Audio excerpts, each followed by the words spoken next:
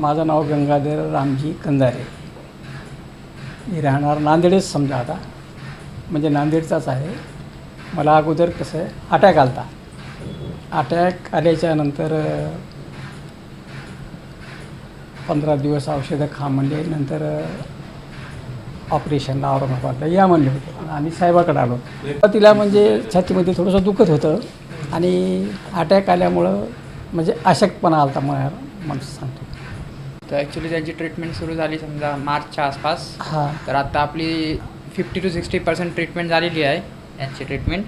यांना बायपास सांगितलं होतं. तर आता मग ट्रीटमेंट 60% झाली तर ते आता फिरू शकतात. आता काही प्रॉब्लेम नाही आहे त्यांना, चेस्टमध्ये पेन नाही, काय नाही. आता आपण 2D इको पण केला होता. तर त्यांची हार्ट पंपिंग पहिले 30 होती, आता 40च्या आसपास आलेली आहे आणि ट्रीटमेंट अजून चालू आहे. तर त्यावरून ट्रीटमेंट म्हणजे बायपासपेक्षा जर बघितलं तर ट्रीटमेंट चांगली आहे. आणि जे हे आहे आपलं ECP आणि चिलेशन जे आहे ट्रीटमेंट आहे तर बेस्ट आहे as compared to other bypass surgery किंवा मग आपण एन्जिओग्राफी प्लास्टी म्हणतात बरोबर. तर त्यापेक्षा ही ट्रीटमेंट खरंच चांगली आहे without open heart surgery. That is critical, something critical आहे ते. पण त्यापेक्षा ही जर ट्रीटमेंट बघितली तर टाईम लागतो थोडासा, पण रिझल्ट आहेत त्याचे खूप चांगले. आता ट्रीटमेंट चांगली झालेली आहे, ट्रीटमेंट चालू आहे, तर चलू फिरू शकतात. आत्ता असं म्हणजे प्रॉपरली काहीच त्रास नाही आहे त्यांना बघितलं तर. टाईमवर जेवण, ज्या गोळ्या चालू आहेत त्या, आणि ही ट्रीटमेंट आपली ECP आणि चिलेशनची ट्रीटमेंट चालू आहे. तर आता प्रॉब्लेम काहीच नाही आहे बघितलं तर.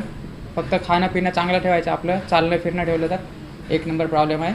असं साईड इफेक्ट कोणतेच नाही, जसं की बायपास नंतर होते किंवा मग कोणते प्रॉब्लेम छातीमध्ये दुखणं येते. तर त्यांचं म्हणजे ट्रीटमेंटला आल्यापासून काहीच प्रॉब्लेम नाही आहे. सो ओव्हरऑल रिकव्हरी बरोबर आहे. आता 60% थ्रू आउट झालेली आहे आपली रिकव्हरी. अजून ह्या महिन्यामध्ये आपली कंप्लीट होऊन जाईल, तर अजूनच पंपिंग वाढू शकते त्यांची, 50% जाऊ शकते. तर as compared to other option ECP चांगली ट्रीटमेंट आहे. डिपेंड्स अपॉन आता सिनारिओ बघायला पाहिजे की तुमचे म्हणजे प्रॉब्लेम काय आहे, नाही का, तुमचे किती % आहे प्रॉब्लेम काय आहे तुमचा. त्यानुसार मग एकदा जर तुम्ही प्रॉब्लेम घेतला, तुम्हाला जर माझं अनालिसिस केलं, तर एकदा तर तुम्ही कन्सल्टेशनपासून सरांसाठी येऊ शकता. सर तुम्हाला चांगलं गाईड करतील.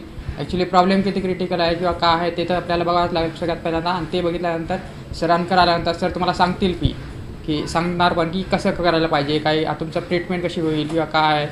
तर ठीक, हे खूप जणांना माहीत नाही आहे, तर आपली अंडरस्टँडिंग पाहिजे. आणि आपल्याला जर माहीत करून घ्यायचं तर हे बेस्ट ऑप्शन आहे ॲज कम्पेअर टू जाणार तुम्ही बायपासला किंवा याला. कारण की बायपास झाल्यानंतर पण त्याचे कॉम्प्लिकेशन 5-10 वर्षानंतर तुम्हाला होणारच आहेत, राईट. पण as compared to ECP treatment बघितली तर विदाऊट ओपन हार्ट सर्जरी आहे. मोर लाईक ही ट्रीटमेंट झाल्यानंतर तुम्हाला लाईफस्टाईल चेंज करावं लागेल, खाण्यापिण्याची पद्धती चेंज करावं लागेल. विदाऊट स्ट्रेस केलं तर बेस्ट ऑप्शन आहे ॲज कम्पेअर टू अदर जे बाकीचे ऑप्शन आहेत ते. आणि ठीक आहे, म्हणजे जाऊ शकतात सगळे. एकदा कन्सल्टेशन आल्यानंतर तुमचे प्रॉब्लेम सॉल्व होतील. डॉक्टर धर्म अधिकारी के इलाज से कई मरीज फायदा हासिल कर रहे हैं। 65 साल के बुजुर्ग गंगाधर कंदारे भी ऐसे ही एक मरीज थे। कुछ दिन पहले इन्हें दिल का दौरा पड़ा था। इन्होंने बाईपास ना कराते हुए डॉक्टर विलास धर्म अधिकारी से मुलाकात की। डॉक्टर विलास धर्म अधिकारी ने इनकी जांच करने के बाद ECP थेरेपी का मशवरा दिया। थेरेपी के बाद अब गंगाधर कंदारे की सेहत में सुधार आ गया है। वाज़ेह है कि दिल की बीमारी की वजह से होने वाली अमवात को कम करने के लिए बस स्टैंड के करीब डॉक्टर लेन में चिंदावार पैथोलॉजी के नीचे ECP का कार्टोग्राफी किया जाता है। इस बार डॉक्टर लाइन में मोतीवार अस्पताल के करीब वाक़ दत्त कृपा हार्ट केयर व ECP सेंटर में 21 मई को कार्टोग्राफी चेकअप कैंप रखा गया है। ये कैंप सुबह 9 बजे से शाम 6 बजे तक रखा गया है। इस मौके पर डॉक्टर विलास धर्म अधिकारी भी अपनी खिदमत अंजाम देंगे। नमस्ते फ्रेंड्स, मैं हूं डॉक्टर विलास धर्म अधिकारी, दत्त कृपा ECP और हार्ट केयर सेंटर जो कि डॉक्टर लेन में चिन्नार पैथोलॉजी के नीचे हाल ही में शिफ्ट हुआ है। हम पिछले 4 साल से नॉन सर्जिकल हार्ट के ब्लॉकेजेस पे, हार्ट के लो पंपिंग पे, कार्डियोमायोपैथी पे ट्रीटमेंट कर रहे हैं। ये हमारे पेशेंट है, हाल ही इनका ट्रीटमेंट आधे के ऊपर हो गया है और जल्द ही इनका ट्रीटमेंट ख़त्म हो जाएगा। तो ये नांदेड़ के ही है। इनको तीनों हार्ट की आर्टरीज में ब्लॉक था, इनको बाईपास का सजेशन दिया था। अभी इनके एज के हिसाब से देखा जाए तो इनके फैमिली में लड़का इनका एजुकेटेड है और उन्होंने सब जांचा पड़ता और इंटरनेट पे उनको हमारे बारे में पता चला तो मेरे पास आए। मैंने उनको अपने ट्रीटमेंट के बारे में डिटेल में जानकारी दी। ये ECP चिलेशन क्या है, तो हमारे इसमें 5 तरफ से हम ये ट्रीटमेंट करते हैं। उसमें जो कुछ मेन चीज़ें हैं उस पर नंबर 1 पे ECP, नंबर 2 चिलेशन, उसको डिटॉक्स हम बोलते हैं।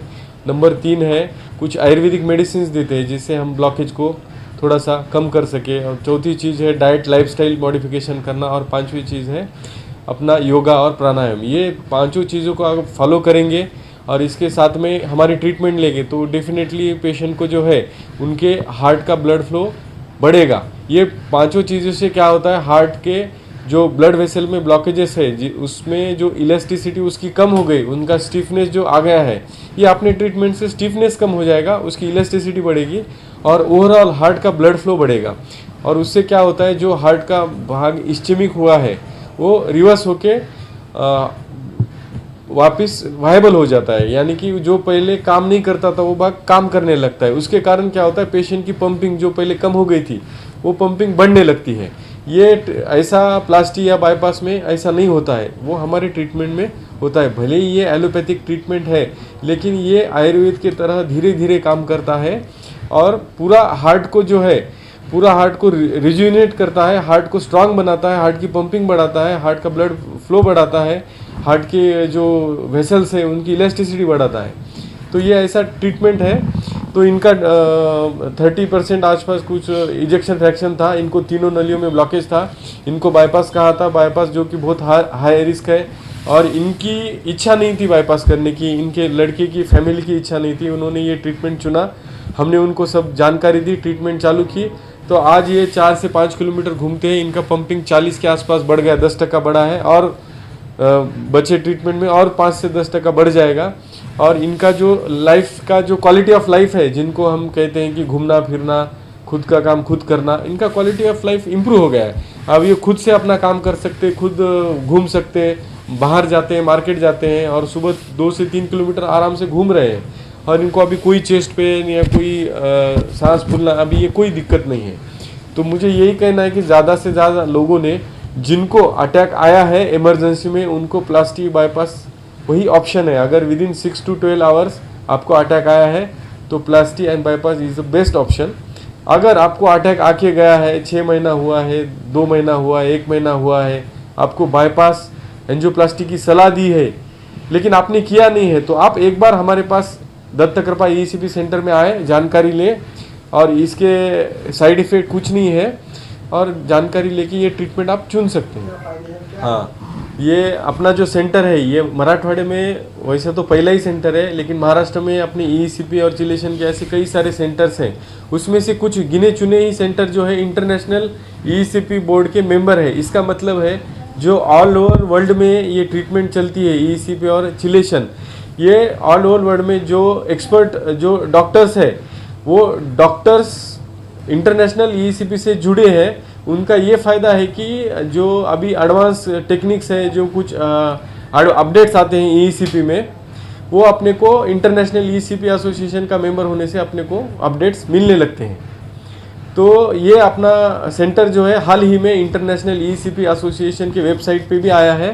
तो ऑल ओवर वर्ल्ड के जो लोग हैं वो अपना सेंटर चुन सकते हैं ट्रीटमेंट के लिए।